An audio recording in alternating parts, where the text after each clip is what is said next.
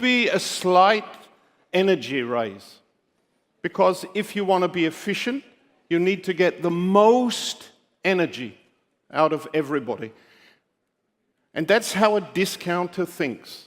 What I'm about to tell you for the next half an hour is not just peculiar to Aldi, but I think it's peculiar to the discount industry. Let's talk a little bit about discounters, because they actually look quite different across the world. There's kind of three groups. And although their thinking is pretty similar, their format is quite different. And that format is generally about size. The first bucket you can see with companies you know very well from Turkey, A101, Shock, BIM. They have small stores about 300 square meters.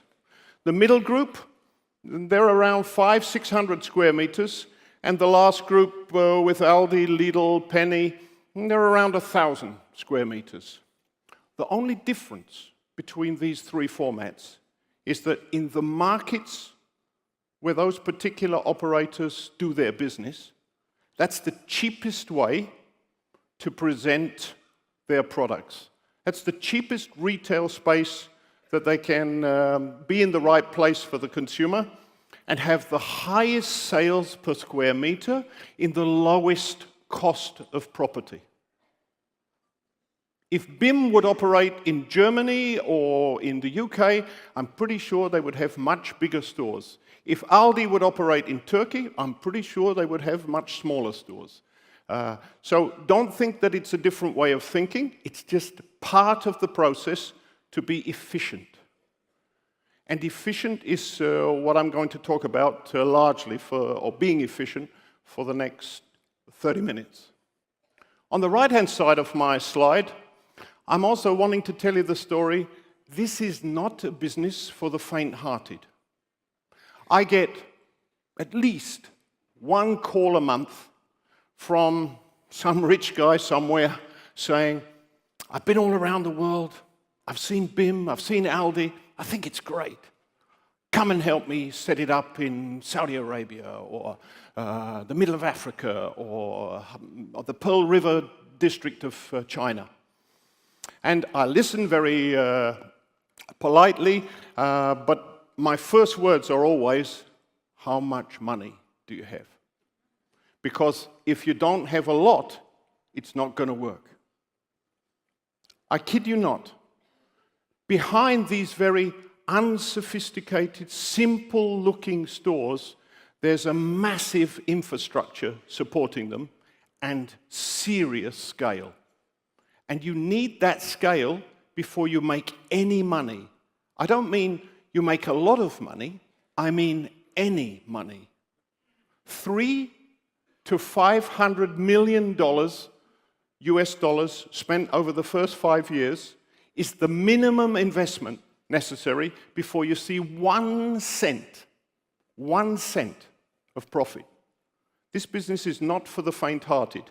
Anybody who wants to do 20, 30, 50, 100 stores as a kind of experiment, see how it goes. If it doesn't work, okay, maybe we do something else. I promise you, they're just going to waste their money. You've got to be committed, and you've got to do it really properly.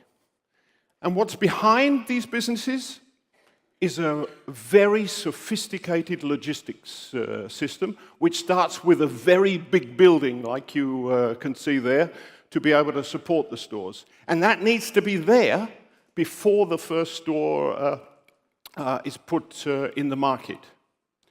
And the other side of this business is not just the logistics, it's private label. Again, private label looks really simple. Just go and find somebody who manufactures rice and put it in a pack and it's private label. It doesn't work like that. Consumers choose products because they like them. And because you come as a discounter and sell something a little bit cheaper, doesn't mean to say they're going to change their diet. A lot of young people in the room, think about your parents. When you were growing up in the household, they ate the same things as they eat now. People don't change their diets very quickly or dramatically. They stay with it. So if you want to sell a private label product, you have to sell it in a way that it is as good, it performs the same way, it looks the same, it tastes the same as the brand that was bought previously. You only do that with sophisticated quality control programs, knowing exactly what the product should do, how it should be packaged. You have to invent the brand, it has to look good. All of that you have to put in place before the first store appears. That's where you spend the $300 to $500 million, and you need scale. Imagine, and I've done this, you turn up at a chocolate manufacturer and you say, I would like to make a chocolate that looks a little bit like this one. And you pull out a Mars product or a Nestle product. And it really has to look, perform, taste exactly the same as this. And you go through a complicated process of saying how you want the design, how you want the pack. The first question that comes from the manufacturer is, how many trucks do you want? If you were to tell him, well, actually, I've only got 4 shops, so I just need a small van delivering 50 cases. Come back when you need 50 trucks. Then we can talk business. So the discounter has to put 100, 200, depending on the size of the store, on the ground to be able to create some scale to create these products. Without it, they don't really have a business.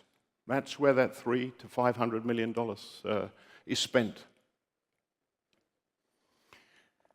Some surprises here.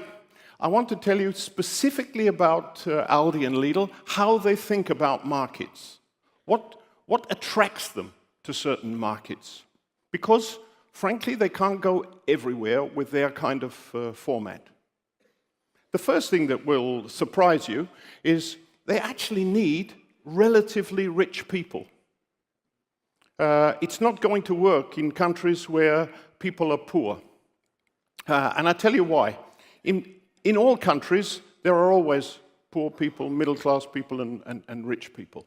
The wider that span, over a long period of time, the more different the diet is. If you go to India, there's about 7 different strands of society, and they all have their own diet. And it's largely the economy and their disposable income that decides that diet. What Aldi and Lidl want to do is they want to come with one product, put it in front of the customer, and this be acceptable to all across the span of society. It works in places like America, in the places like the UK. Why? Because the postman and the hedge fund manager, they basically have the same diet and have done for the last 30 years. They eat the same jam, bread, beer, chocolate, cheese. Only at the fringes of the diet does it change. If you have the Indian economy, you would have to come with 7 different products to match the expectations. Discounters would like to enter markets where food retailers are doing really well. 5.5% EBITDA is the kind of norm for a well-run food retail company across the world. If there are markets where, like in Australia, like in the UK, prior to Aldi or Lidl entering, the profit level is double that. It's 11 or even 12%. That's very good news, because I told you in the first 5 years, it's very expensive. And part of that expense is selling product below the price you really want to sell it at, because you don't have the scale yet to buy the product correctly. The third is that, of course, they don't want any discount competitors. So I would say the last place on earth Aldi and Lidl would think about is Turkey, because everyone's a discounter here. Here's an interesting one. They want a high-wage economy. Why is that? Because a discounter is very efficient, particularly with labor. In certain parts of China, in India, that labor costs so little, even if you were super efficient, you wouldn't save enough to be able to sell your products in a profitable way. So the higher the cost of labor, the more a discounter profits. In fact, I tell you, the first advertising for the first 2 or 3 years that Aldi and Lidl do when they enter a new market is that they don't advertise their products, they don't advertise their stores, they advertise how much they're going to pay people. And they really emphasize it. And their idea is drive up the cost of labor because they will benefit from that. And finally, they would prefer that their competitors are stock market listed companies. Because stock market listed companies, the management is incentivized to keep the profits as high as possible. If you're a private company and a discounter was coming in on your territory, the first thing you would do is cut prices, cut profits, to make it hard for this new entrant to have the price gap that they seek. But publicly owned stock market listed companies don't tend to do that because the management earn huge bonuses based on those, the profitability of each quarter, each half year and each year. So they're not incentivized to do that until it's too late. And that's what the discounter Aldi or Lidl is reckoning on. Discounting works. If you give people the quality they're looking for, and you give it to them at a lower price than the rest of the market, they will try it. If they like it, they will come back. Here's the stats. You see here that back in 2002, there was 9% of the whole of Europe going through discounters. By 2022, I predict it's going to be 16%, and it's 14% now. I think it has a ceiling, though. And both Aldi and Lidl believe that ceiling. It's around 20%. And why? Because a discounter has some weaknesses. It tries to force one version of everything as being the solution for the customer, but the customer has often different missions in mind. To give you an example, if you are going to buy a bottle of red wine for your family one evening, maybe one of the 6 or 7 choices a discounter has is acceptable. If that bottle of red wine is a present for your father's 70th birthday, you're not going anywhere near a discounter.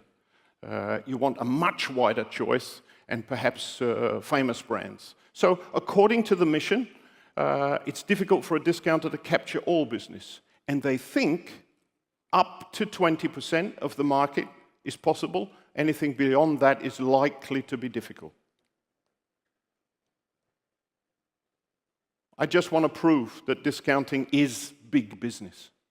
There are no small, profitable discounters. No chance. Have a look at these companies. They are huge.